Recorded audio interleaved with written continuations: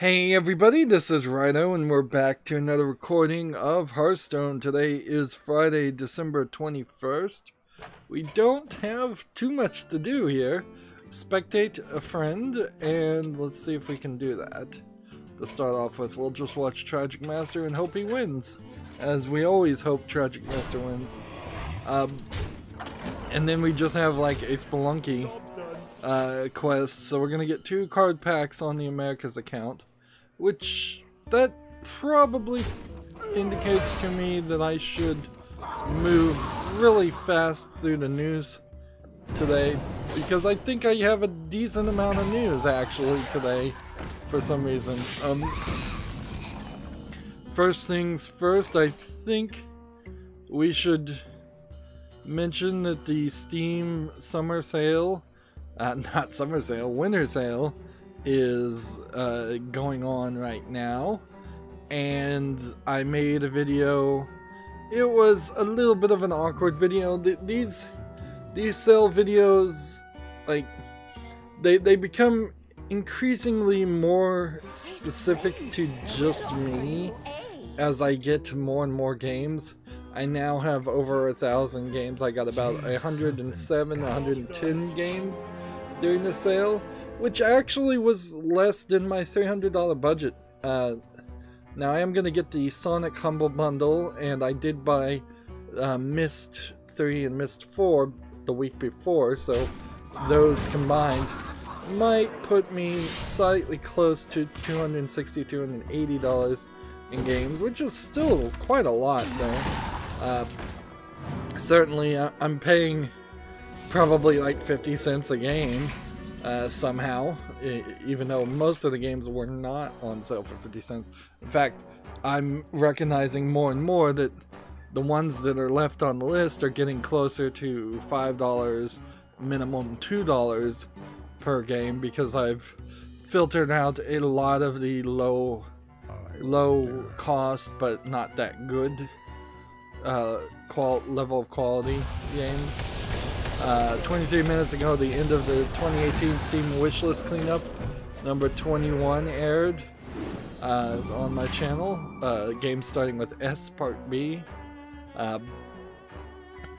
Now, I've already started work on a end of the year Steam follow list cleanup, because it's a pretty big list, and frankly I realized that because of the sale I needed to do the Steam follow list cleanup before the sale. I knew that December 20th was going to be the beginning of the sale, so there was no reason for me to specifically have not had that ready and done.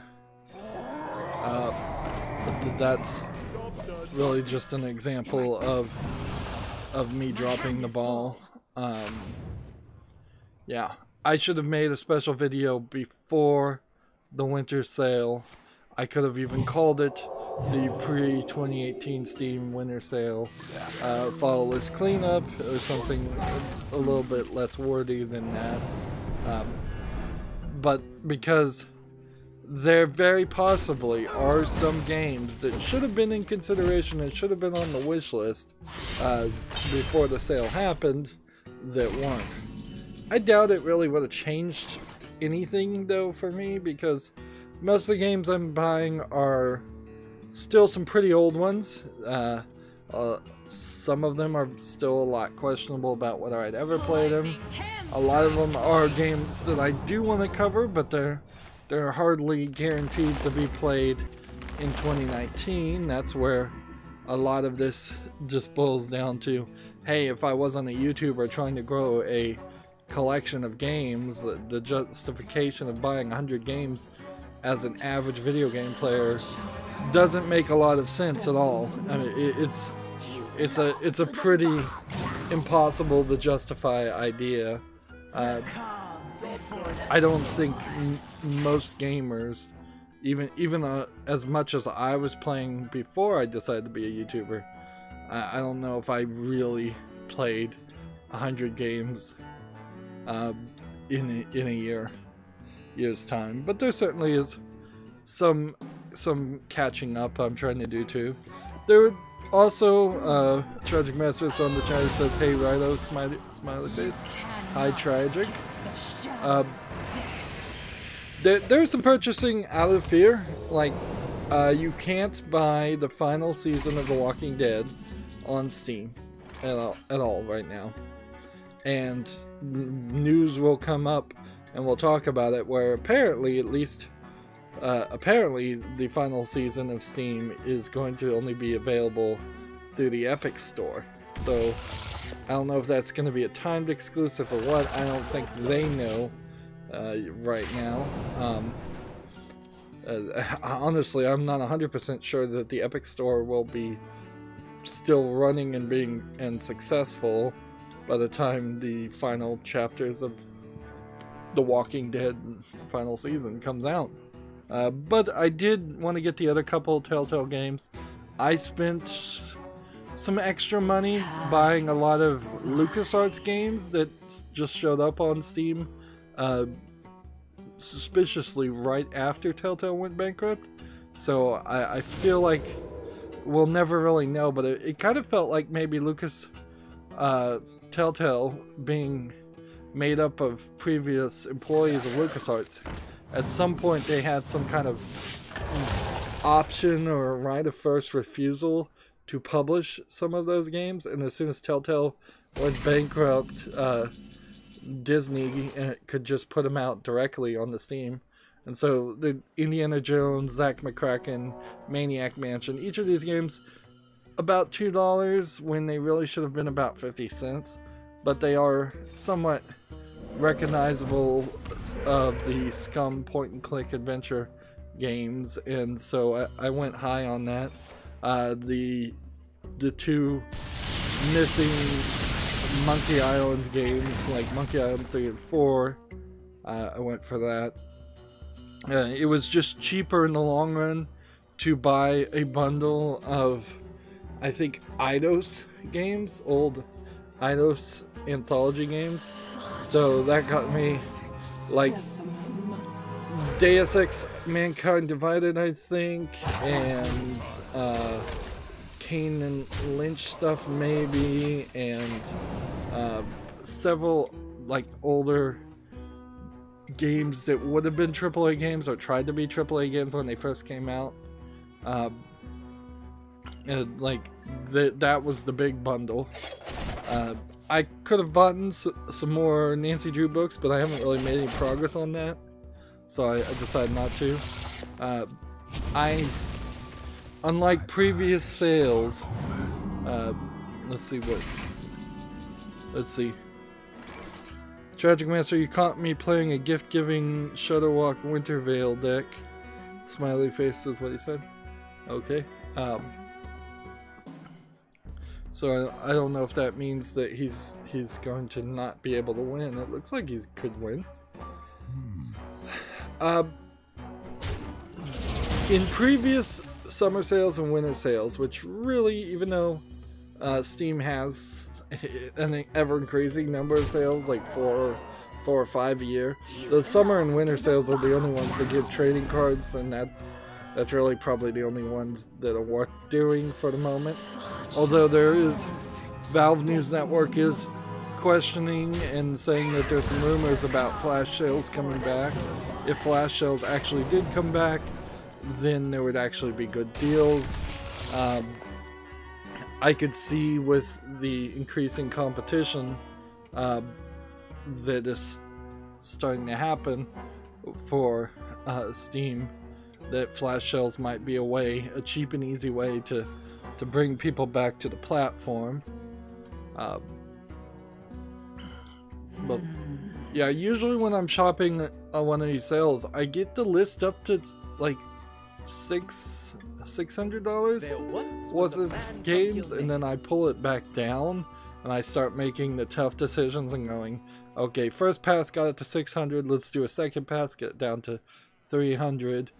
This time I don't think it ran over $320. Like, we're in some weird positions, certainly. And a lot of the games that are 6 months or a year or even 2 years old still are not, weren't really discounted. So you have a lot of games that weren't discounted at all. You have a lot of games that are on my wish list that are like $15, and $15 is not a ridiculous amount of price to pay, but often it's like Hellblade: Senua's Sacrifice, I believe, was $15, and that's not a bad amount to pay for Hellblade: Senua's Sacrifice. It's just a little too much when you have so many other games that are selling for $2. So yeah, I didn't even consider a lot of the more expensive ones. Tragic Master says, good luck with the pack, thank you. I'm not going to open the pack right now though, because we happen to have this other dungeon run bosses. So we just need to go do the dungeon run. And then I don't even know what we're doing at that point.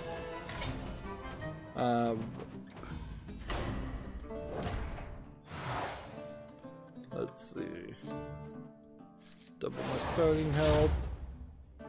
What are we playing? Just a hunter.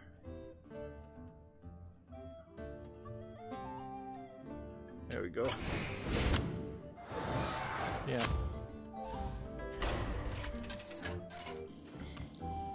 So yeah, there's kind of not even a lot to say there. Like, there were some games that were bundled as 2 games, and like the first game in the series was $2.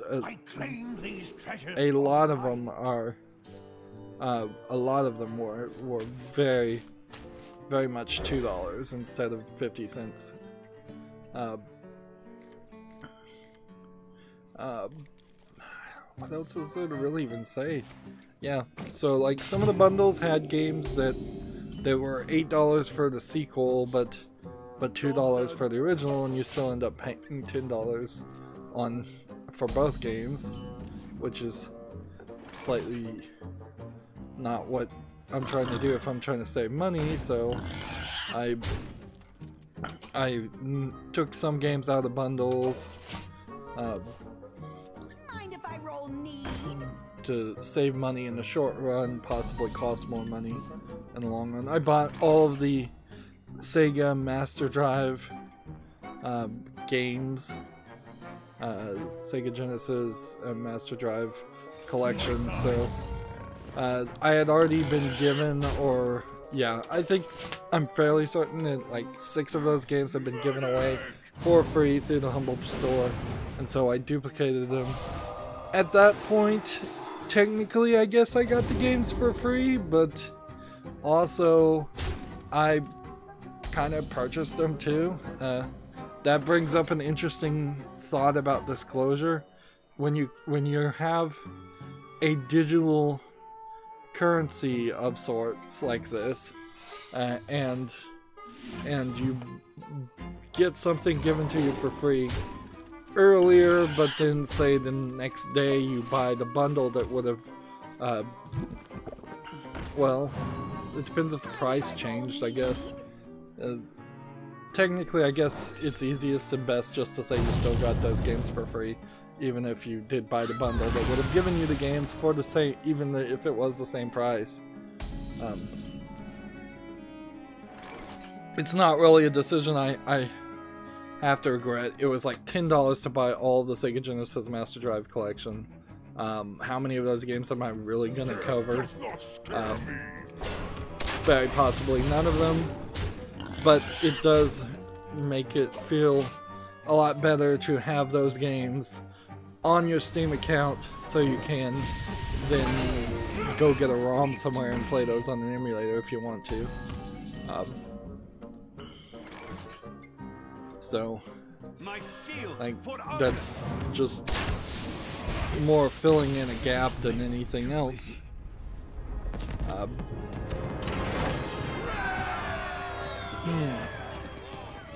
There is kind of a decisive lack of enthusiasm for the games I bought. Like, I can't even really remember what I just bought.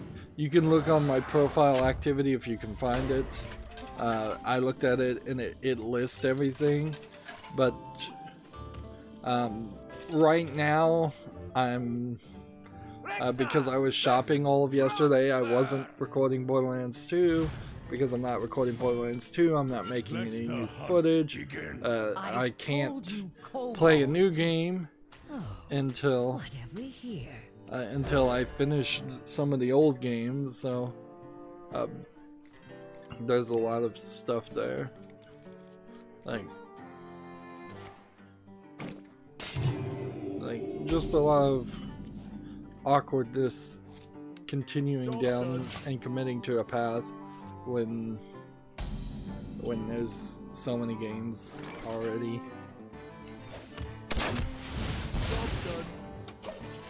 Like, I don't want to get to the point where I'm just buying games every sale and I'm not even playing any of those games. Does not scare me. There's still a few games I could have put and purchased, but I probably should have. That are just games I've already covered, and they just aren't on that account, and I'd like to not have to bring that conversation up every time I look on the wish list, but that's a hard decision to make too, to buy games that you're literally not going to buy. And then there were some games that that also were just the beasts obey me.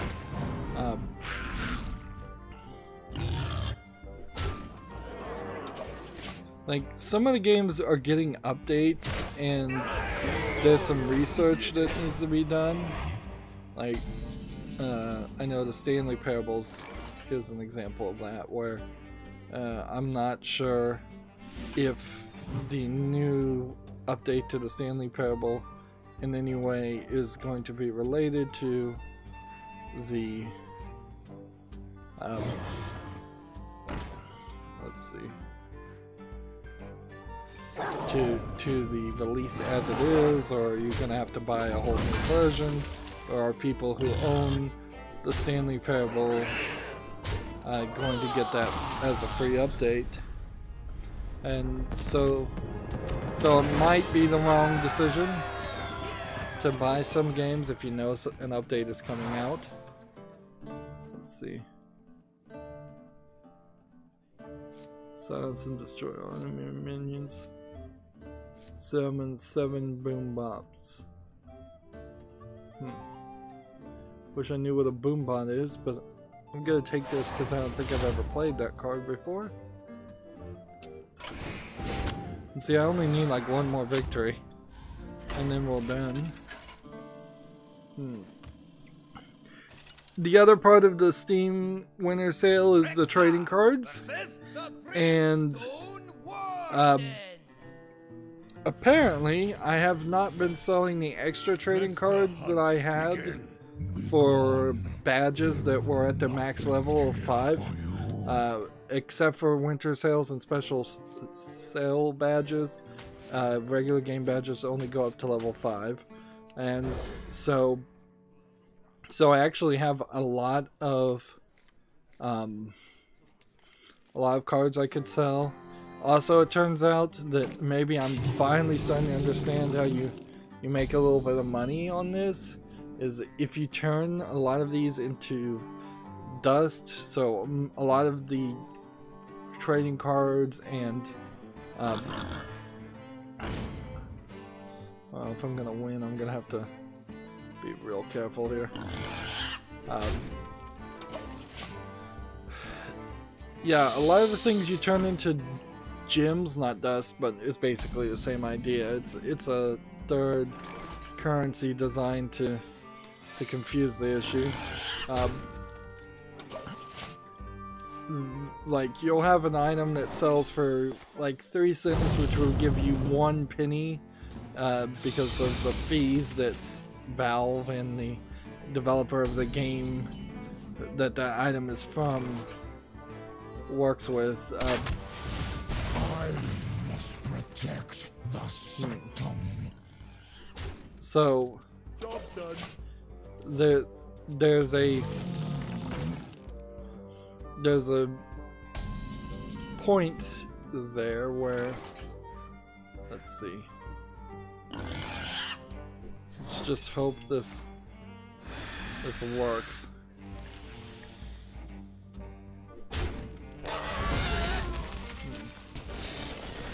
Job done. Okay, that should work. So apparently, sacks 1,000 gems, which I guess would be the equivalent of $1 usually. They seem to that those sacks of 1,000 gems seems to on occasion sell for like $4.50. So there's a level here Stone. where it seems kind of obvious that you can actually make some decent money. Desecrate this place. Yeah, why didn't I do this a while ago? That was dumb.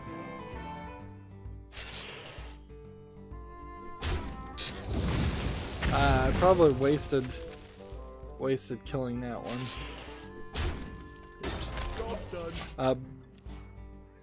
So it's sometimes better to sell things, but it seems like more often than not, it's better to not sell things and instead turn them into gems, and then use those gems to make sacks of gems and sell the sacks of gems. And I'm gonna do some heavier research now of every like trading card badge that is still in progress, and I'm going to look for what they call booster packs, which have 3 cards in them and a chance of dropping foil cards, which it seems like now that I've crossed the level 80 on trading cards, I'm starting to get more foil cards, which would sell for a high price. So I put like $25, which is way too much. Like, any money to spend on this is insane. I'll fully admit that. But I put that $25 in my Steam wallet, and I bought a bunch of booster packs, but I need to buy the cheapest booster packs to get maximum value out of it. And some booster packs are rather expensive at like 50 cents each. Some booster packs are rather cheap at 6 cents. A lot of times it is confused. The issue is once again confused because you don't actually have the same amount of cards or trading cards you need to make a badge for each game. Some badges only require 6 cards, some badges require 8 or 9, which completely changes the calculation. So I'm gonna have to do some math. I'm gonna have to look at the price of every booster pack and like order them and say, alright, this is the one I should be buying booster packs for. And I have about $7 more. I'm not sure I even want to get too far into that. And you kind of have to wait because I'm still going to get trading card drops for the winter sale badge until the end of the sale, which is January 30th. So until that has happened, I need a little bit of cash extra just to fill in any gap. So I'm kind of done already, and I'm gonna just have to do preparation for next sale, which happens probably in the new year. There'll probably be a New Year sale, but I very possibly won't open it. These are classic packs, so since I have, I think, a complete collection of classic cards, like, I don't think I'm looking for anything in classic. Or if I am, I'm looking for one legendary. So, wait a minute. I opened 10 cards and 9 were marked as duplicate. That leaves, I guess, the golden that it's considering not a duplicate.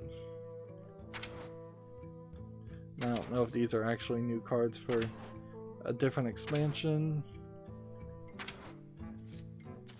So, disenchant that for 50 dust. We're not anywhere to the point where it makes sense to try and have a golden collection. Let's see.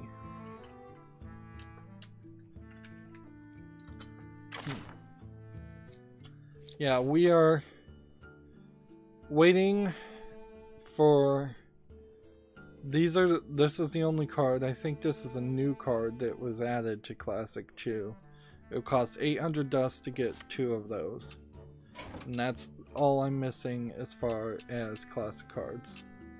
And we're kind of giving up on Boomsday, Witchwood, Kobolds, Frozen Throne, and Guru. And once we have a complete collection here, then it's really just going to be a matter of starting to think about trying to have a complete collection here or on the next expansion. So it's either going to be Rumble or it's going to be the next expansion that that we'll try to have that as a complete collection as our goal, and then continue that process, which I think is somewhat doable. We're in a kind of weird position here. We've got nothing to do, so let's see. Zoo Warlock was winning. Let's play a little ranked Zoo Warlock and do a little bit, and then we'll just switch over to the next account. Gul'dan versus Rexxar. Continuing with the Steam sale, which I'm spending a lot of time on talking about, there is a daily kind of advent calendar happening that's only like 7 days for, it's one for each day of the sale.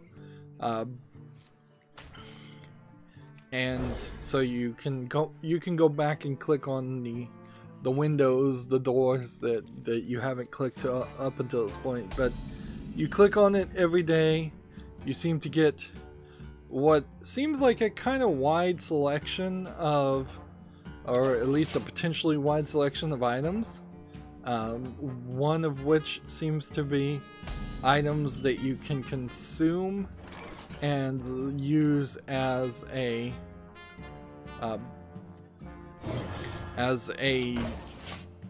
individual trading card towards a badge. So usually on badges you have to have one of each trading card, whether it's 6, whether it's 8. And there is this winter knickknack, and it's named Winter 2018 Knickknack badge, so it's actually hidden pretty horribly. I could not find it for the longest time.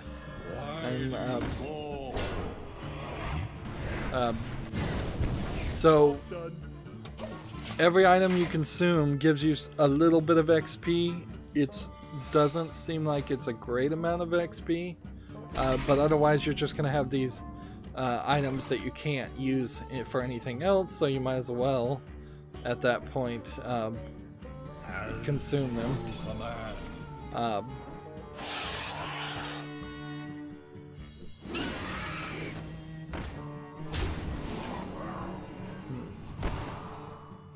Do I want to kill this guy? No, not yet. So you can get these consumables, you use them, you level up your secondary badge on top of the regular badge for the winter sale, where you just get cards for every $10 you spend, or for looking through the discovery queue, or from just buying it. I suppose the way you would upgrade the knick-knack badge is you're gonna have to trade knick-knacks on the marketplace with people, or well, trade with people or buy them on the marketplace, which that doesn't sound like it would be a very good way to go. At least right now, I'm in a scenario where the that was explosive trap. I should have seen that coming.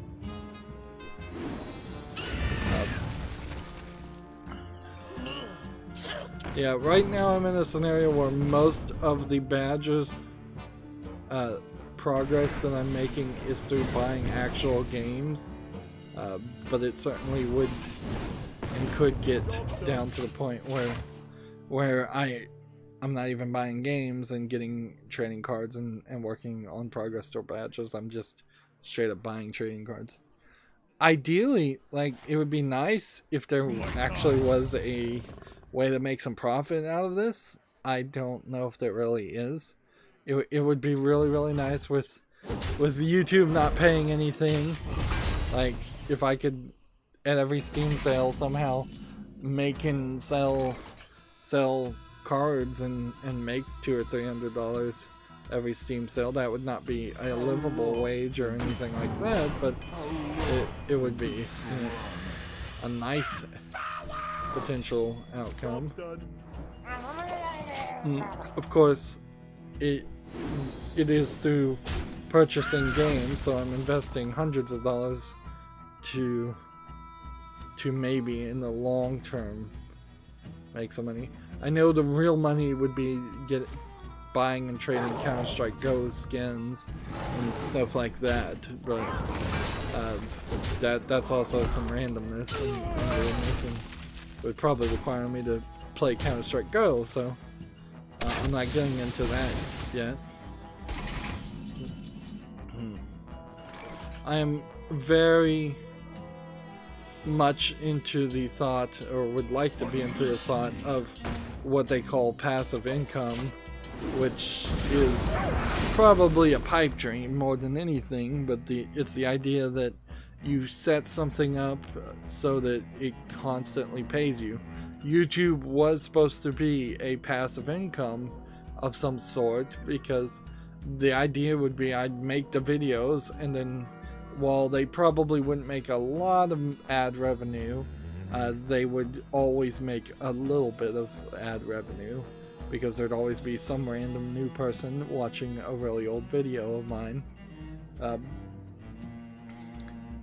course, you have to be monetized for that to work. I wonder. Yeah, YouTube said they de-spammed and they kicked out people, spam accounts on people's channels. I don't know if I just didn't have any spam subscribers. I wouldn't be surprised if I didn't. That being said, I have heard rumors that a lot of the big time YouTubers who got successful because they cheated the system and, like, had spam accounts. They paid spam accounts to subscribe to their channels, and that tricked the algorithm into suggesting their videos more.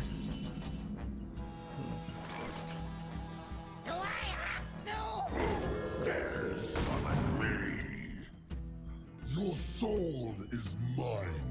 I feel like we have to do this, and then we have to do this, and I still think that's not good enough.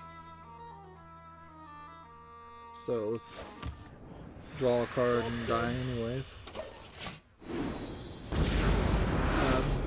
But I imagine right now, in modern time, if you tried to buy a bunch of fake subscribers on YouTube, it would just get caught immediately. I imagine that's something that, if it did ever actually happen, would have happened 5-10 years ago when YouTube was just starting.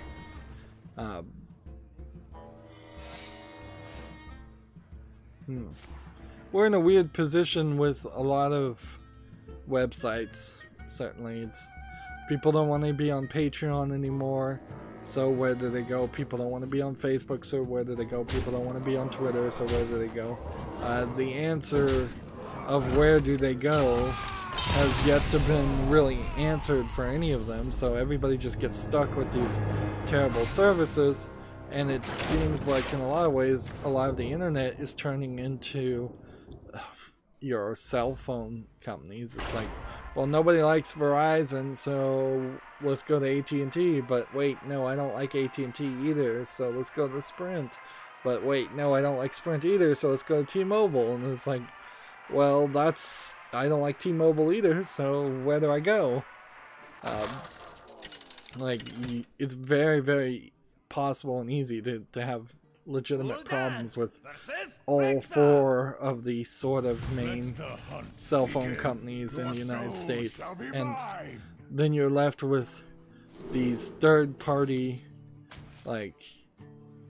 companies that really are just piggybacking off of those four major companies, and they might give you a slightly better deal in very specific scenarios, but they almost certainly don't give you a good deal, generally speaking.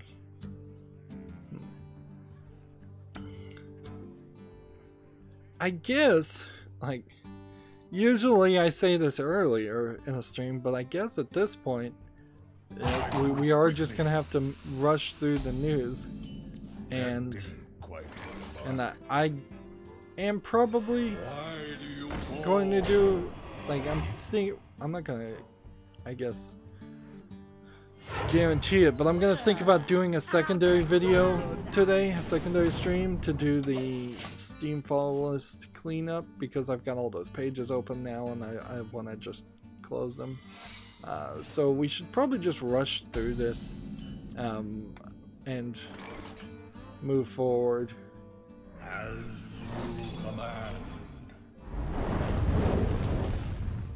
I guess anytime I play a hunter, I need to recognize what's gonna happen there and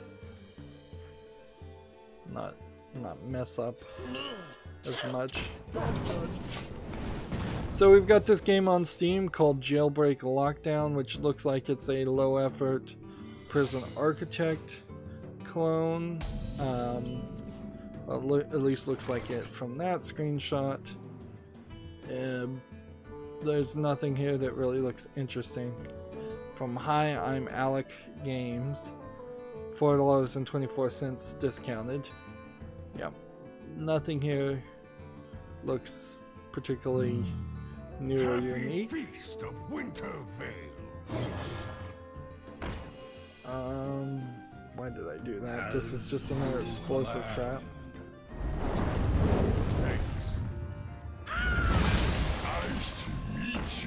I really need to start paying attention to Hunter.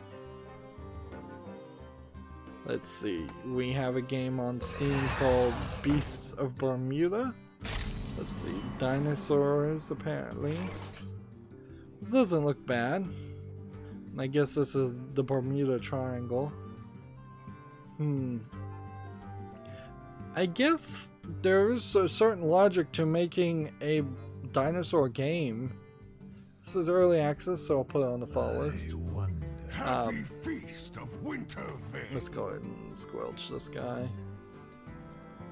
And freeze this guy. Play this. Draw. And end the turn. So, Beast of Bermuda is early access for $19.99.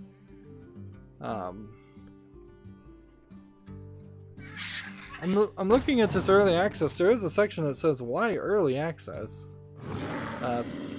So apparently, while I bet Steam doesn't look at it or care, apparently there is some level of justification that they ask you to give to consumers to explain why this game is in early access.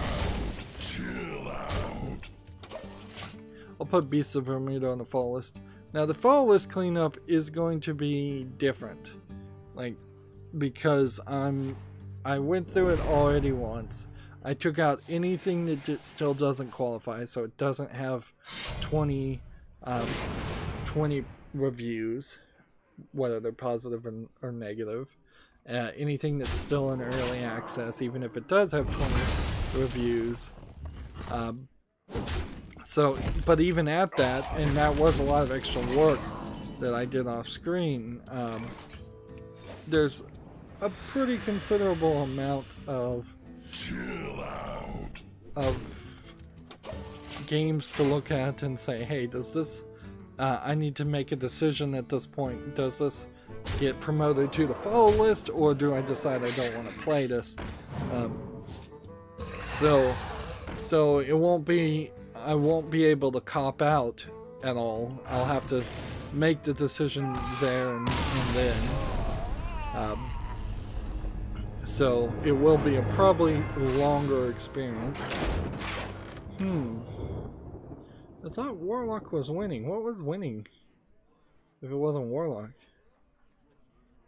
I swear it was Warlock that was getting a nice win streak.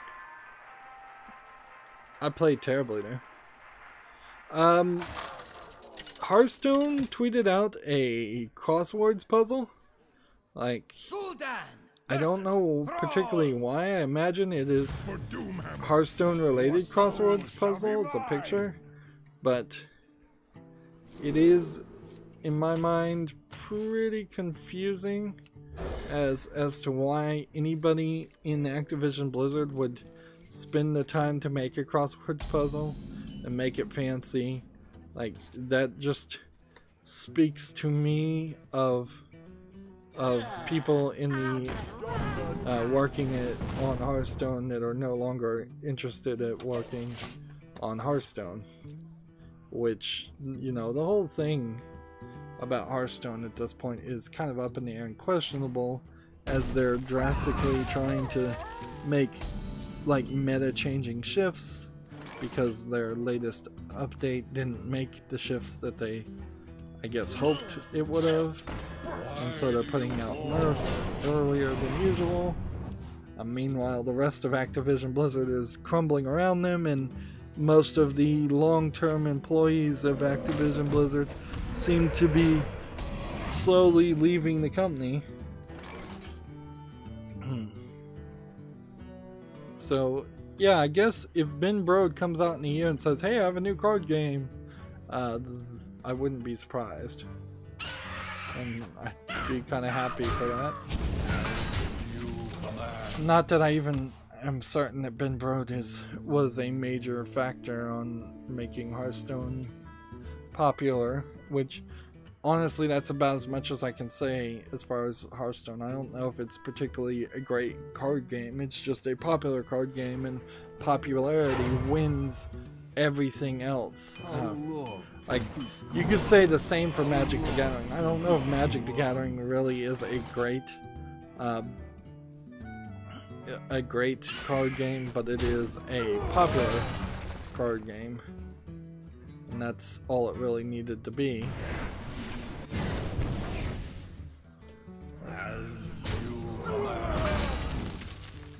Nice to meet you. Let's see. Just gonna end the turn here. Next we have a game on Steam called Mon-Girl Tiles, which looks like it's Monster Girls. Like, there have been a couple of animes that came out in the past couple seasons of Monster Girls, but looking at this animation style, I don't think this is particularly your standard Japanese animation style. So this is probably, if I was to guess, this circle here indicates who wins in a fight. So green beats yellow, beats blue, beats red, beats gray, beats green. And so you put tiles around trying to win that. Looks like it might have a little bit of a visual novel elements, but probably not that much. Now visually this isn't very appealing, but it's $1.99, and it looks like it might be a slightly interesting game for maybe a brief time. Maybe you could stretch it out and catch my attention for a longer amount of time. Let's see. Shield. Do I want to play this? Almost out of time. This. And we'll just get rid of that and do that. So Mongol tile. I'll keep that on the fall list. We'll see how people actually like it. Next, we have a game on Steam called Big Bash Boom. Where's my mouse cursor? Way over there.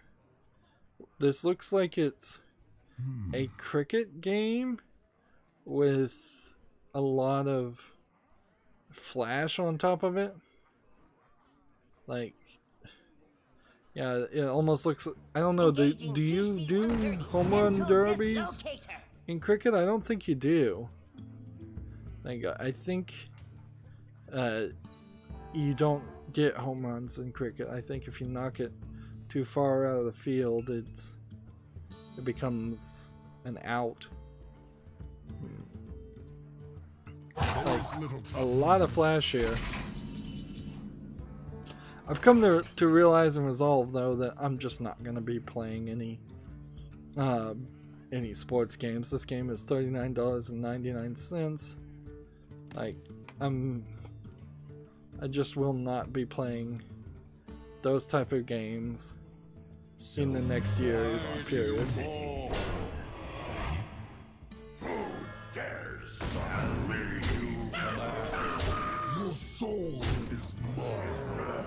I guess I could have done damage to this guy and that would have killed him. Instead of gotten rid of the divine shield. So I'm not gonna put Big Bash Boom on the fall list. Let's see. Next, we have a game on Steam called Close Your Eyes Anniversary Remake. This is tagged sexual content. This looks like an RPG Maker horror game. It looks like it's something here. Like, I don't know if I really want to play things like this. This is early access for $4.49. Let's see what this developer's made otherwise. Because if, like, Close Your Eyes 2 is coming out in 2019. Let's see. Found horror game 11.exe. Please love my computer game. Yeah, these are all troll games. And Close Your Eyes 1 came out in 2015, so you're talking an anniversary remake of 3 years. And that was a free-to-play game. So, yeah, this certainly was trying a lot of tricks there to make it look like this is some nichely beloved like game that lots of people played and loved, but in actuality it isn't that at all. It's just a low effort troll RPG Maker game.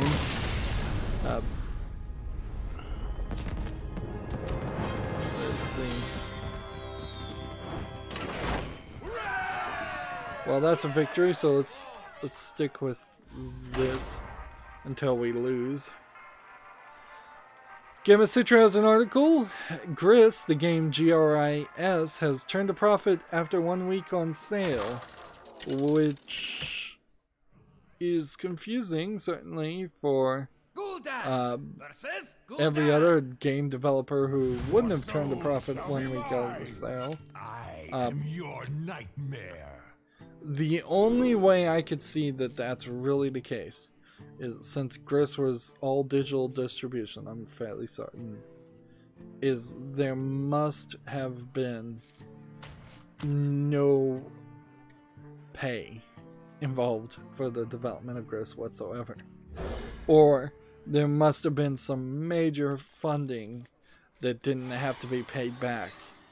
Like, because that means to turn a profit after 1 week of sale means you have to have somehow paid whoever developed the game or not paid whoever developed the game for this entire time. You would have had to somehow paid for all the electricity, computer, software, licenses on the software. Gris is this hand-painted animation style that looks amazing, and I definitely want to play Gris at some point, although it is also one of these niche titles that would be just as easily played 5 years from now as today, and still, I think, be pretty culturally relevant.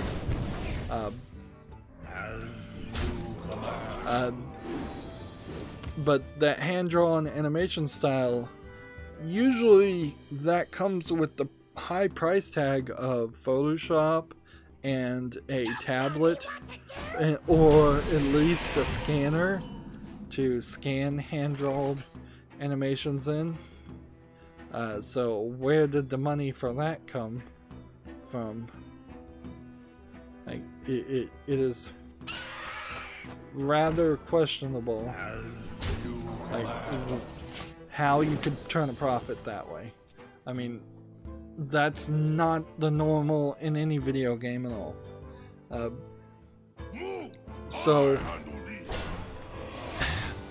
I guess what you could say here is maybe this is sounds like shenanigans more than anything. It's a bad announcement, honestly, to say this. You would have been better saying, you would have been better waiting some time and saying Gris has made like over 1,000 sales or over $1 million in sales, which maybe it won't make $1 million in sales even because it's kind of a indie style game. To come out a week later and say it's already turned a profit is probably to a message to investors more than anything else. Who dares summon me? So yeah, that just sounds wrong. If you'd said 1 month's worth of sales, you'd already turned a profit, that'd be more reasonable.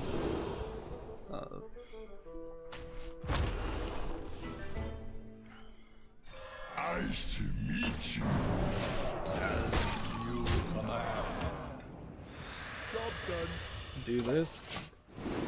Moving on, GameIndustry.biz has an article: global spending on mobile expected to pass $76 billion in 2018. This is according to App Annie. App Annie also has released its own ranking of the top apps by download, encompassing both iOS and Google Play games.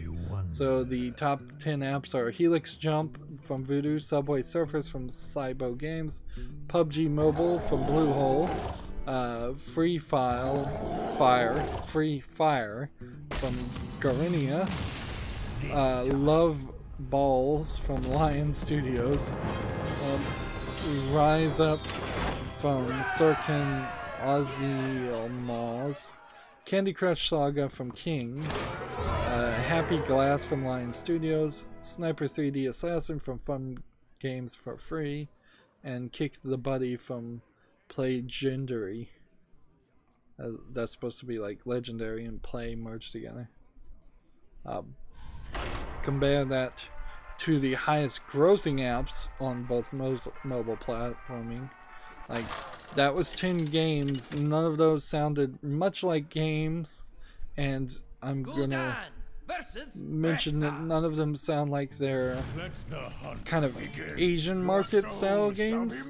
Like, none of those sounded like Korean style mobile games or Japanese games or Chinese style mobile games or anything like that. These all sound very, very Western and just kind of generic. Which I've been saying this for a couple of weeks now. Like, the mobile field for games is terrible. But they have a list here of the top 10 highest grossing games, and the first is Fate/Grand Order, part of the Fate anime series from Aniplex. So that's why I wanted to mention that. Next, we have Honor of Kings from Tencent, the Chinese company. You have Monster Strike from Mixi, which I'm fairly certain is an Asian country. Candy Crush Saga from King holds the 4th place, which everybody knows Candy Crush Saga at this point is full of microtransactions and terrible business models to screw people out of money. I guess maybe all of these are, is the message to take away from this. Next we have a game called Lineage M from NCSoft, which is a Japanese company, I'm fairly certain. Next we have Fantasy Westward Journey from NetEase, which I believe is a Chinese company. Next we have Pokemon Go from Niantic, and honestly, if you'd asked me before all this which game had made the most amount of money or the most downloads, I would have said, well, it's gotta be Pokemon Go. Everybody's playing Pokemon Go. But no, that's not the case. Next we have Dragon Ball Z Dokkan, D-O-K-K-A-N, Battle, from Bandai Namco, another Japanese company. And then we have Clash of Clans, and the game I play, Clash Royale, both from Supercell. Or Supercell. A pretty drastically different list of mobile games there, too. Like, the ones that make money are actual games. Like, Clash Royale isn't too much of a game, but it's still pretty much a game. It's got a lot of different modes. I'm able to log into it every 2 or 3 hours obsessively and find something new to do, or to at least keep an eye on.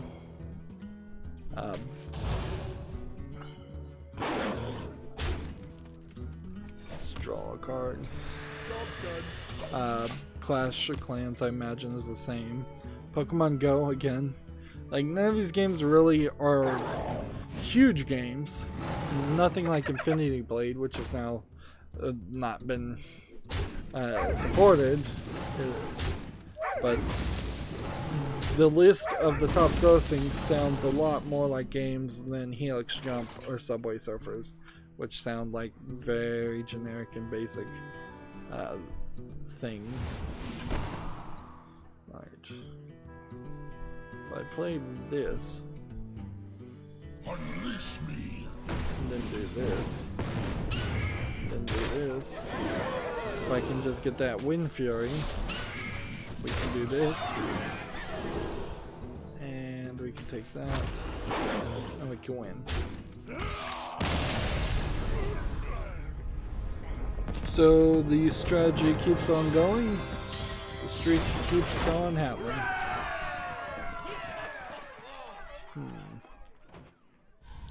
And I guess at this point I am just trying to make Hearthstone videos be like 2 hours long. That's where this is really going. Speaking of games that aren't games, we have Snake vs. Block Numbers, which seems like it's some kind of 2048. No, it's not 2048. It's literally just find the smallest number and avoid as many things as possible. Versus Anduin. This almost feels like it has half a thought in it, but it's not great.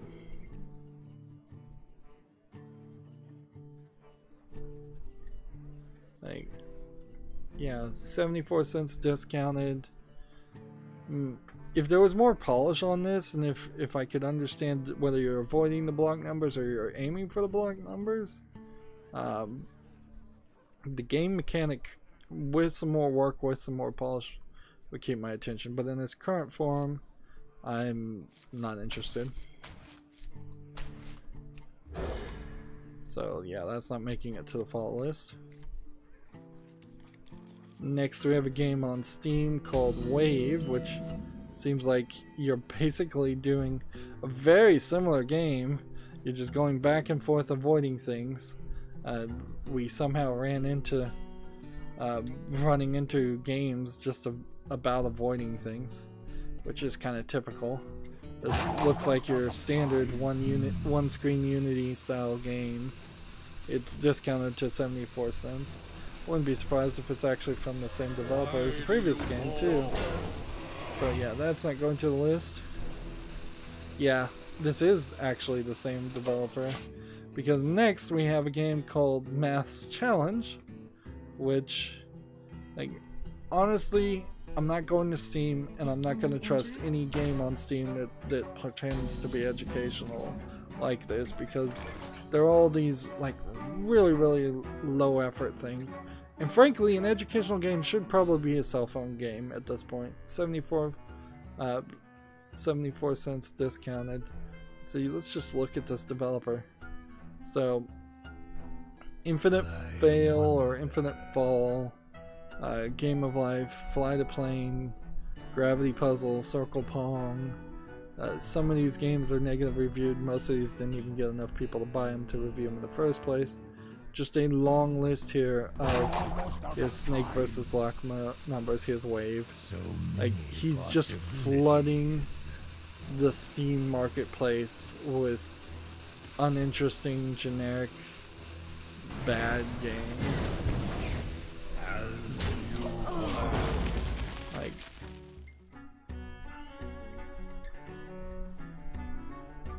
so next we have a game on Steam called Inclement, which I assume says it's a strategy city builder. It says a farm building strategy game. It just looks like some pixel graphics that easily could be asset flips, honestly. It doesn't look like there's like much of anything to do. Here's some indication of what I guess the actual gameplay is, and it seems like it's a Oregon Trail style game, selling and contracting things. Feels really basic and really boring. Discounted to 59 cents. And why release these games right now in the middle of the winter sale? I guess maybe there is some hope or thought that if a game is brand new, it might get pushed during the winter sale, but I can almost guarantee you that that is not the case. It's at probably 100% the opposite of that, where you are not highlighted at all as a new game because the Steam storefront is too busy highlighting better games and more interesting games. If I was going to release something around the winter sale, I would have released it at least a week before, so it could get some reviews on it and have some have a chance of getting some sales. Speaking of chances of getting sales, Jake Burkett, I think is his name, the creator of Regency, Solitaire, and then Shadowhand, I believe it was the second game. He was the one complaining about in October. He was one of the developers complaining loudly on Twitter about how sales went down a lot in October. He just kept on complaining about other things after that point, and felt like he was having just a depressive episode, and so I had to finally just mute him from Twitter. But I looked at Shadowhand as I was looking on my wish list, because Shadowhand is a game I do want to cover, and I'm not going to really hold it against the creator for being a little bit whiny about not getting sales, as long as they're not doing something that would get them like on the dirty devs list of Sid Alpha, or you know, as long as they're not DMCAing people or doing something illegal or immoral, being a little whiny is not a big issue. But I looked at Shadowhand, and it's 50% off right now during the sale. 50% discount is not a very big discount. So if he comes back and complains that he didn't get the sales he would like during the winter sale, well, in part that's probably because you didn't allow them to lower the price, or you didn't lower your price. I'm not even sure how it works in the winter sale. I think I'm fairly certain that the creators of the game set a limit on how low their game can go. And Shadowhand, to be fair, is a relatively new game, so I could see how, generally speaking, you would say, I don't want this to go down below 50%. That being said, if it's not, it certainly was not in contention at all, because the way I shop is I sort my wish list through what is the lowest price and what is the deepest discount. And after about $5 for a game at the deepest discount, it really doesn't matter if it has a deep discount or not. At that point, I'm buying games that are pretty expensive at $5 each at that point.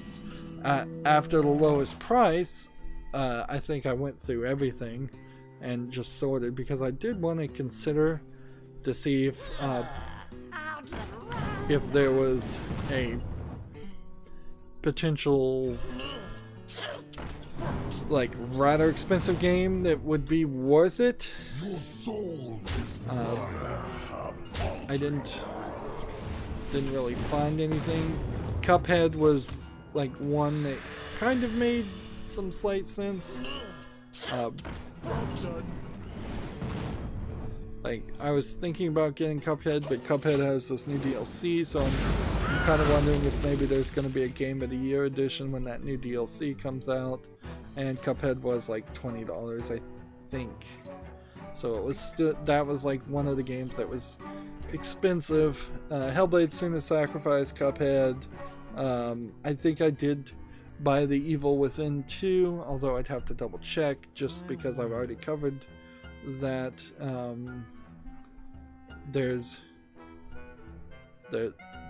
There was some games, certainly.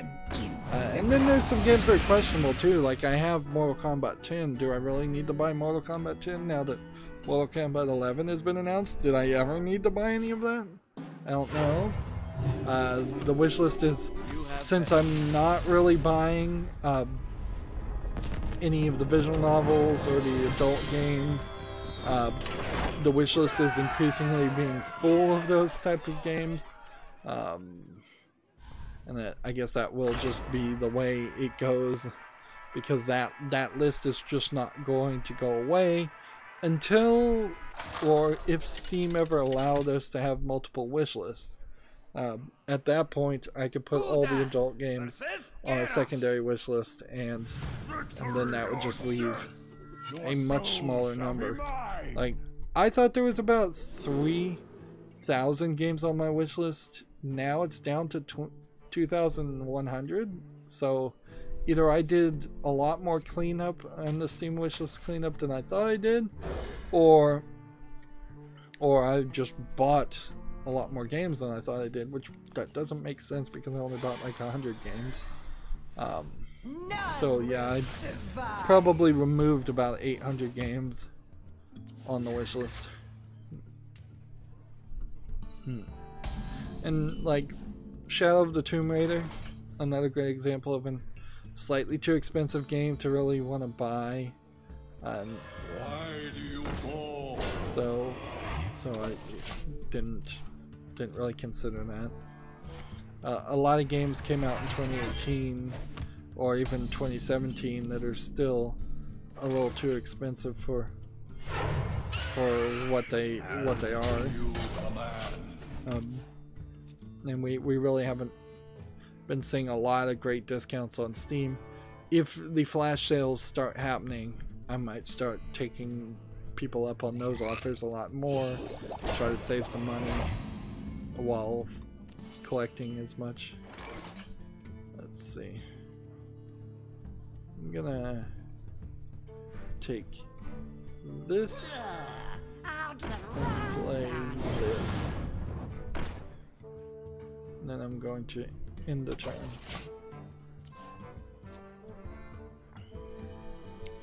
So next we have a game on Steam, Football Manager, the #United challenges.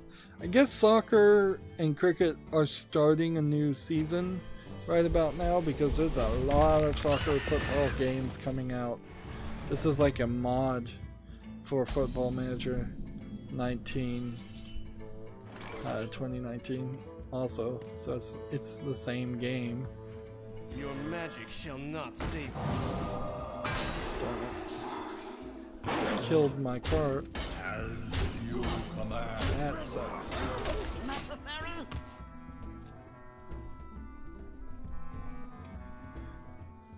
Game of Citra has an article. Marvel Avengers Academy is shutting down at the end of 2018. An in-game announcement has revealed Marvel Avengers Academy is being shut down by the developer TinyCo at the end of 2018.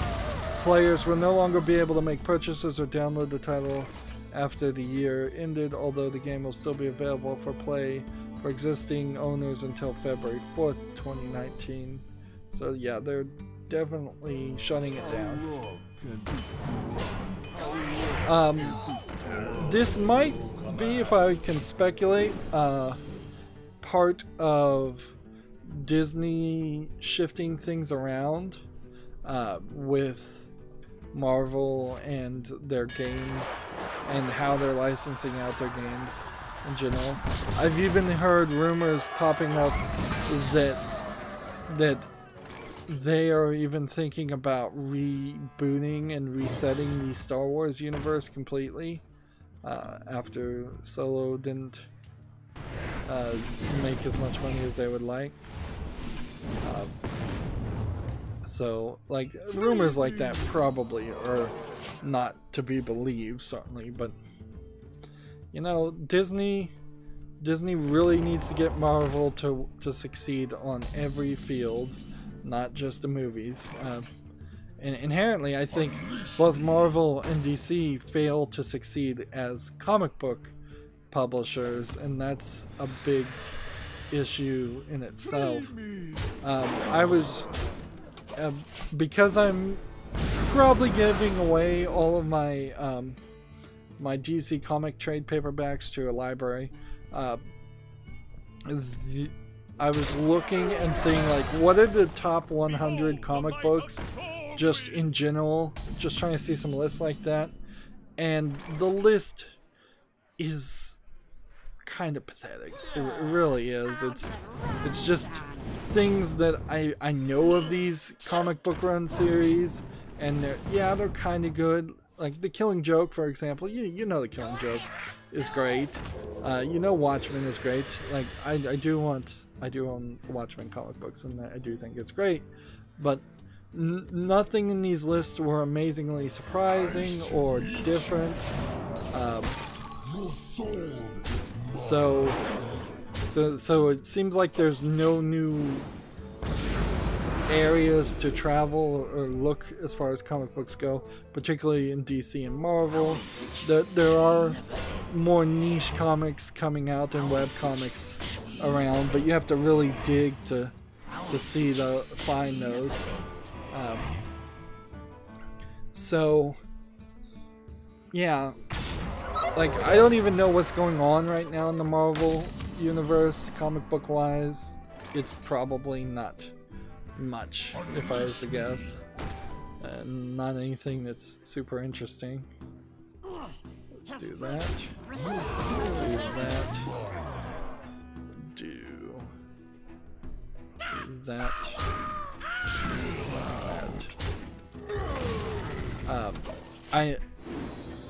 We kind of know that DC needs to do some major things with its movies.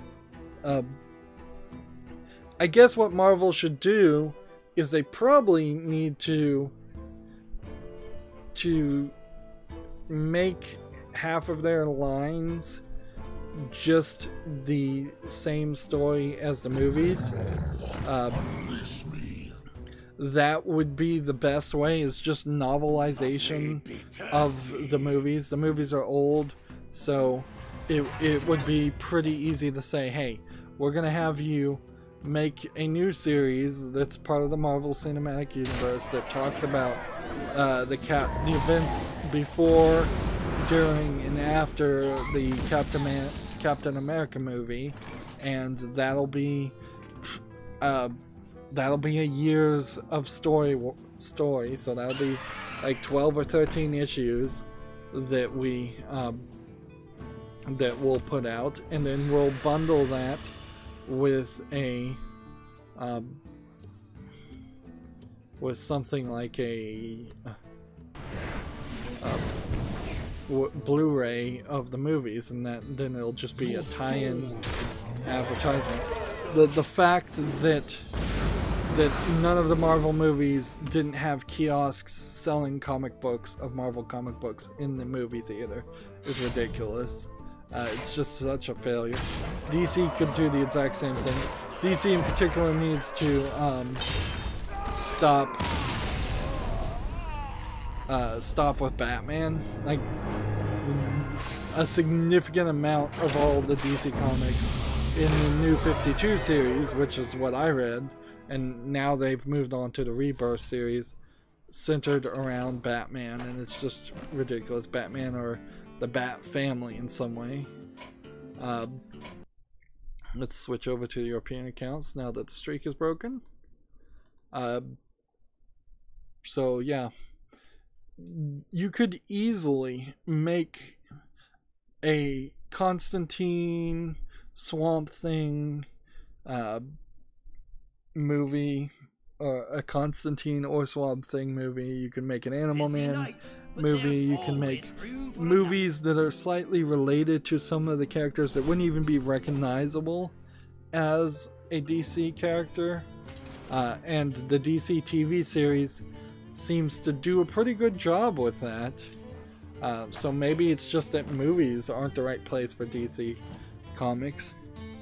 Let's see. Tragic Master says, hey guys. No, Lemon Lover says, hey guys. Tragic Master says lemon and then heart with emojis. And then Lemon Lover says hey. And then Lemon Lover says heart. So, hey Lemon Lover. But honestly, the only comic books I've decided to hold on to, we need to just play Paladin class cards, that's easy enough, is I'm going to hold on to, well, I'm going to hold on to The Walking Dead because it came with a video, the Xbox 360 like collector's edition. I don't know why I got the collector's edition of that game. So it's like this big book of Walking Dead things I've never read. Because it's black and white and too big. It's literally too big of a book to hold comfortably. So how are you supposed to read it? And I don't like really big books where you have to bend back the spine and just like ruin the book to read it. I like to be real gentle with books and not crack the spine, and if I can avoid it. Holding on to that, I'm holding on to the Sandman series because I love that. That was great. I'm holding on to the Watchman series. I'm holding on to Why the Last Man and Ex Machina, which are incomplete series. I've only read the first volume, so I'm going to try and commit to actually reading those. So there is a little bit of comic books. But I was thinking of maybe doing like Scott Pilgrim vs. the World, but probably not. The movie kind of sucks, but I was thinking maybe the comic book series would be better. I was thinking maybe doing Lock and Key, and then there's some adult ones I'd like to get, but I haven't gotten around to getting them. I'd like to get the Sunstone comic book series. I'd like to get Ogloff, the webcomic series. There were definitely a lot of webcomics in my youth that I was following, but I'm not sure if they ever finished. And like, I'm fairly certain they didn't. I'm fairly certain like 100% of all the webcomics that I watched, I was following when I was like a teenager, eventually just fizzled out and never finished their story. And I can totally get why that would happen, because you just don't have any money coming in from something like that, or you're getting, at best, you're getting some pathetically low income from merchandise. Or something like that, or ad revenue. Repent. Let's go ahead and kill this guy, so we can do that.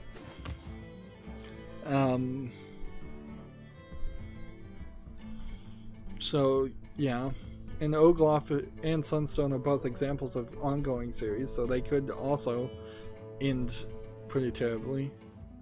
And like, for a while there, it looked like some of the webcomics, particularly of adult content, were going to DeviantArt, or they were double posting their content on their own website and DeviantArt, but also kind of unfinished or sporadic releases on those.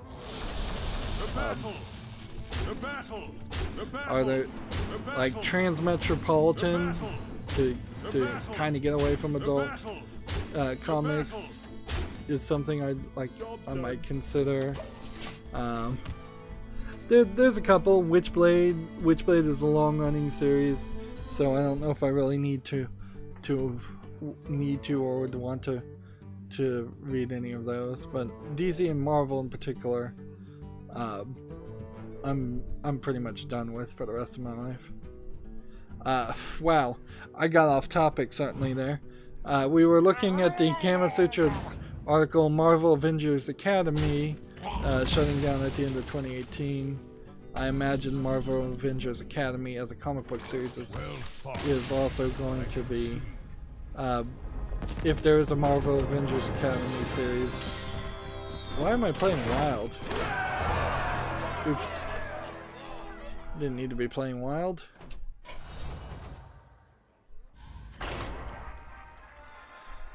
Like, I imagine that if there is a comic book series called Marvel Avengers Academy, it's probably being shut down or rebooted too. Like, comic books are, Marvel and DC in particular, are like the greatest example of not caring about your existing fan base in exchange for looking for more money and a potential future fan base that I've ever seen. It's a dangerous path that you can see the likes of EA and Ubisoft going for too. Or the best example, I guess, most recently would be Diablo Immortal. Not caring about the hardcore PC players that have been supporting Activision Blizzard for a long time, and instead going for the new China market, which is a pretty fictitious market at the moment. Let's see, this article though continues that TinyCo said they made the decision so it can, quote, focus on new and innovative games, although the news comes shortly after its parent company GM City was hit with layoffs. Reporting for duty. Reporting for duty. Speak your peace. Hey, catch! Let's see, Jam City purchased TinyCo back in 2016 and has been in the headlines a lot recently after striking up a development partnership with Disney and opening a new studio in Canada. Interesting. So Jam City opened up a new studio and then immediately laid off people. No more take candles. Let's see. What a bother. That, and that. Although the company has been expanding and signing new deals, it also laid off an unknown number of staff at the start of December, citing a need to reallocate resources to better support their goals. So it seems like they're all over the place. Like, in a lot of this might be Disney. too. It literally might just be Disney has changed who it wants to deal with and how it wants to deal with people. As far as Marvel and well, Star Wars too is going to be an issue. Speaking of issues, there's been two major stories for this last half of this year. Well, maybe three. One is the general censorship story between PS4 and Steam and just all of that. Which there's, I don't think, any new news on that front today, so I don't have to get into that rant. Although I did get into that rant during the Steam Winter Sale, which it's reasonable to make it. Still, like, I always wonder if I'm just coming off as a creepy old perv when I defend some of these games that I personally may find creepy. Probably do, but I mean, it's still the right thing to do. If you support free speech, you have to support disgusting speech. It is the only way that free speech survives. The other story, though, is a GameIndustry.biz story. Update on this story. The other story has been China's fight against myopia, or just straight up censorship and freezing out any new games from being licensed for months and months and months at this point, and it making a lot of the game companies suffer quite a bit, including Tencent, who we would have thought was in bed heavily with the Chinese government, but apparently not heavy enough. The light protects me. Let's see if I do this. Nothing. So yeah, no games have been reviewed at all, and then they created this new organization, was the last bit, this new panel to review games. They looked at 20 games and they reviewed, they rejected all 20 of them, 11 for requiring more censorship, 9 straight out, like, just will not get approved regardless. Which, as far as approval systems go, that's, in my opinion, a bad approval system. Like, the goal should be, we can give you recommendations to let your game be approved, and we'll work with you, and our goal is that 100% of all games would be approved eventually. It shouldn't be that we're straight up rejecting these games and nothing you change whatsoever matters. It's never going to get approval.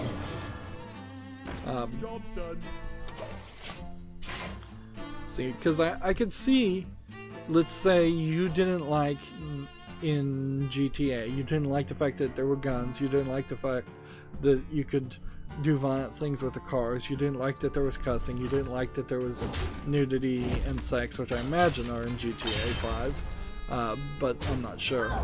But, it's possible that you could make a Chinese version of GTA and remove all the guns, remove all the violence, remove all the cussing, and still call it the same name, same game, but it could just be this incredibly heavily censored product. And wouldn't that, shouldn't that be enough to appease a censorship organization like that? Or is it the name itself that's the problem? What if you label it by a different name? Is it still a problem then? Like, the outright rejection of any concept is not something I particularly The light protects me. consider useful or smart to do, or something I want to see happen. Anyways, this GameIndustry.biz article, China ends freeze on game approvals. Government confirms new regulator is reviewing, quote, a big stockpile of games and it will hurry up to issue license. The article starts, here's an early Christmas present for anyone hoping to get their game into China. The gates are officially open again. An official at the Chinese Communist Party's propaganda department. I mean, when you literally have a department called the propaganda department, you've got something wrong. At least have the decency, like the United States, to name it something cute and different. Let's see. Confirmed that the nation's new regulator has complete reviews on the first batch of games. The South China Morning Post reports. I assume the South China Morning Post is actually a credible news reporter, because we've seen a couple stories come from them. These titles will soon receive licenses to be published and operated in China, ending the freeze on approvals that began back in March. First batch of games have been reviewed. Deputy Head of the State Administration of Press and Publications, the SAPP, we will hurry up to issue licenses. So this must be more than the 20 that were originally just rejected. Like, it kind of has to be. Reporting for duty.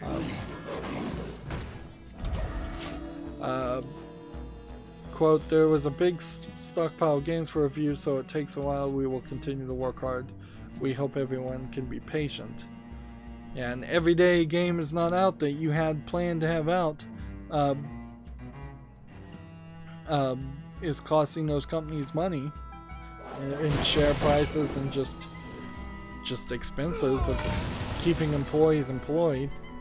The article continues, the SAPP was formed earlier this year as part of a restructure of key government departments and took over responsibility for game approvals from the now dismantled State Administration of Radio, Film and Television. The approval process remained on hold while the transition continued, and this has significantly impacted the growth of the Chinese game markets, the largest in the world. Is it really the largest in the world, or is it potentially the largest in the world? Because, like, it's so unstable. I don't think you can just call it the largest in the world without an asterisk.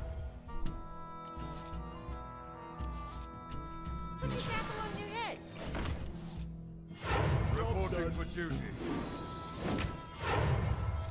There we go.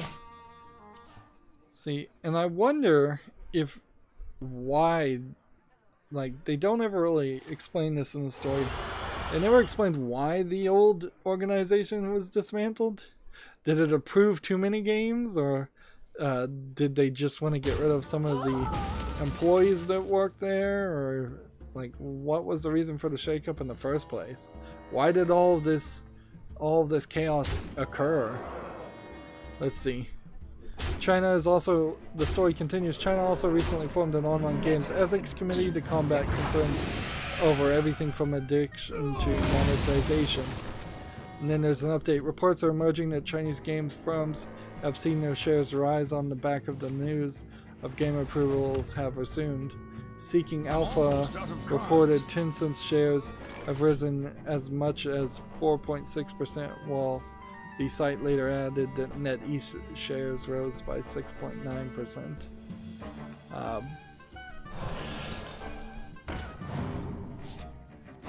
So,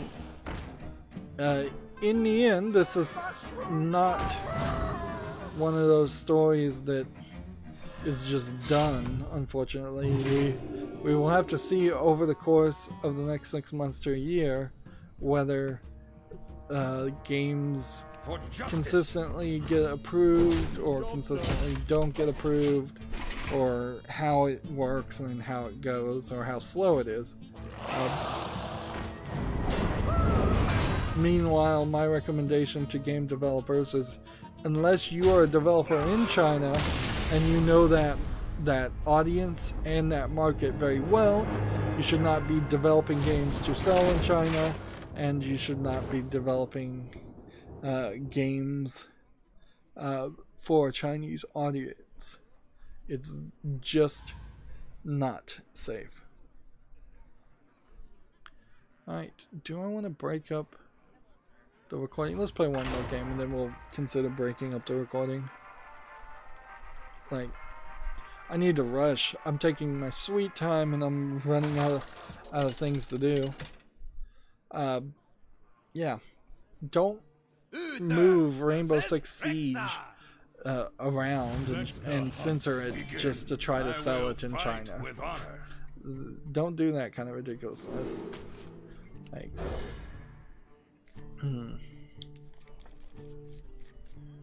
let's see. I guess we're slightly lucky that the Japanese and the Chinese have a pretty deservedly contentious relationship, and so they don't really like each other that much, and a lot of that is literally the Japanese fault. Most of it is, so, or some of it is at least, but because that is the case, we can at least look towards Japanese games to not pander so much to the Chinese market, but then the counterpart of this, they will pander to a Japanese market, which really hurts the US and Western world games, which seem to pander to everything except for the US and Western world games that much.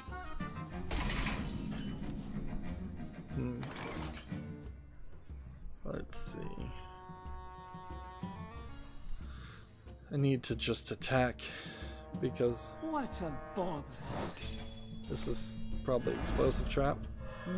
Not explosive trap. I was surprised about that. The light protects me. I played that on the wrong side. Repent. Moving on, TechRaptor has an article, Kingdom Hearts Rewind review. The one that makes sense. To my side. Like, Kingdom Hearts is such a complicated and such a long game. Like, I don't think I could ever play it at this point. It's just, it's asking too much.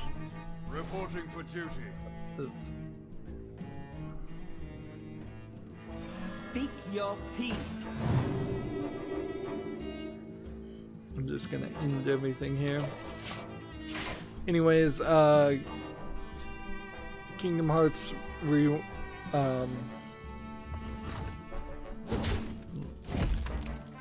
apparently this is a maybe review of the original Kingdom Hearts game. They gave it an 8.8 great. The summary says Kingdom Hearts holds up better than I could have ever imagined. If you can get over some wonky moments, it's worth returning to it. Pros: fun, simple story, excellent combat system, large enemy variety, tons to do, great graphics and soundtrack. Cons: dumb partner AI, iffy platforming, flying and swimming controls, and gummy ship sections are boring. Yeah, it was probably the gummy ship sections in particular that convinced me that I didn't want to. Let me think.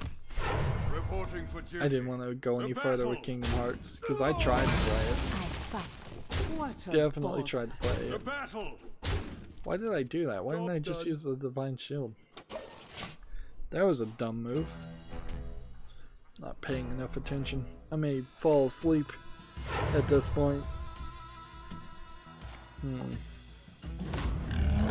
Alright, let's go through all these games. We have a game on Steam called The Secret Game 2, which looks like it's an early access low effort game, discounted for $1.19.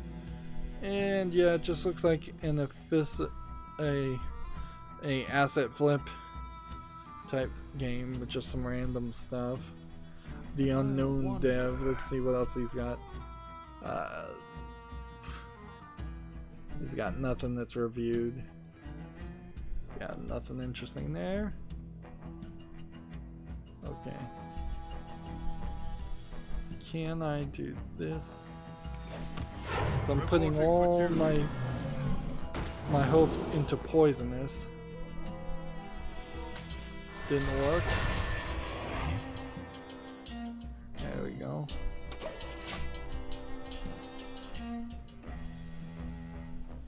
Next, we have a game on Steam called From Darkness, which says it's a strategy simulation 2D side-scroller.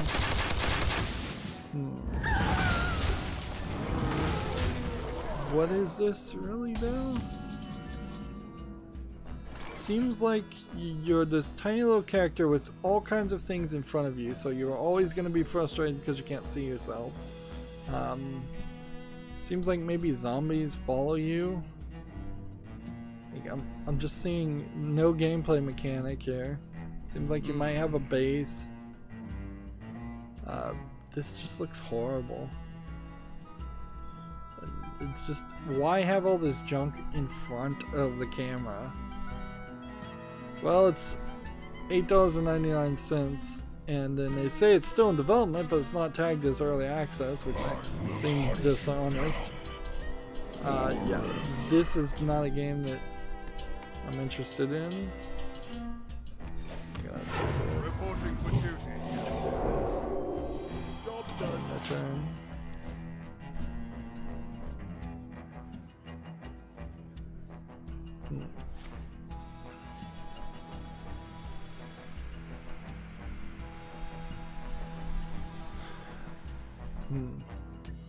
Next we have on Steam Dual Match Solitaire Winterscapes, which is published by Grey Alien Games, which is the developer of Regency, Solitaire, and Shadowhand. You can see this looks very similar to that game, those games, and this was the game, like, he was the guy, one of the developers complaining about not getting enough sales. So he's publishing a brand new game. He's got it discounted 15% off for $8.49. Now 15% off for a brand new game is 5% more than you'd generally expect for a brand new game since it came out. And to be fair, I am going to put this on the follow list and keep an eye on it. Or, you know what, I'll probably just put it on the wish list. Might as well. But the problem here is you've got this as $9.99 for a game that, in all fairness, should have started at most at $7.50. And if you can't get the game down to $7.50 because of just how much content you put in it, you probably should take some content out. It's a crazy thing to say, I know, but you're talking a simplistic level-based solitaire game. It needs to be cheaper, even though it's highly polished. So that's kind of an argument about just like not pricing yourself into it. And there's right now are no relevant or recommended games showing up on this page at all. I didn't know Steam wouldn't do that. Interesting. So I was going to try and see what are some similar games that are available at the moment to see what it would really be like to have The battle. go ahead and attack here. Surprised that didn't do anything.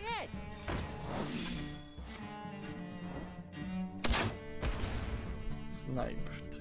Reporting for duty. Alright, well. So, I could probably find some solitaire games, though,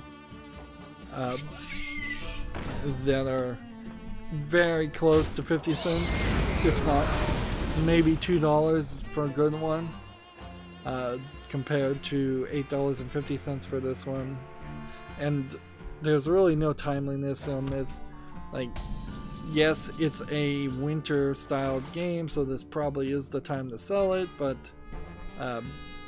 honestly, if this was on sale 2 months from now, it's still as easily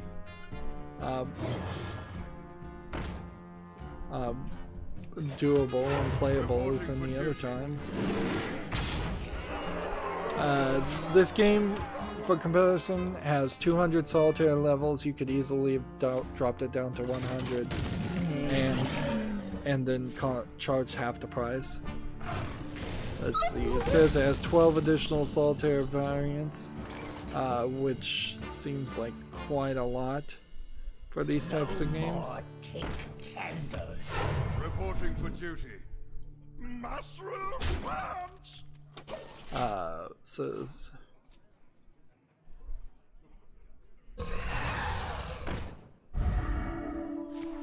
it has 3 different play modes and a beautiful soundtrack. This soundtrack you'd have to have 3 different play modes. I don't know so much.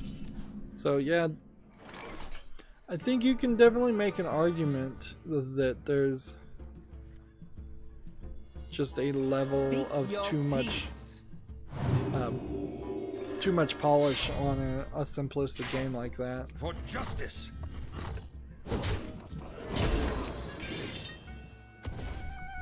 There we go. To battle. I'm like 1 short. Moving on, we have a game on Steam called Duality. I'm trying to give this one a fair shake, but this dark screenshot syndrome is certainly not helping anything. It looks like it's a platforming / lightbox game. It seems like it just does not quite have enough polish to look good. Like, it feels like if you were doing this exact same room, but it was just white walls, brightly lit white walls everywhere, that would look a lot better than what I'm seeing. There's already a couple of lightbox puzzle games that I've got on my wish list. I'm willing to miss out on this one, like, and if this turns out to be a great game, I'm hoping somebody will tell me, but it just doesn't look good enough to even make it to a follow list. Put this apple on your head. Reporting for duty. There we go.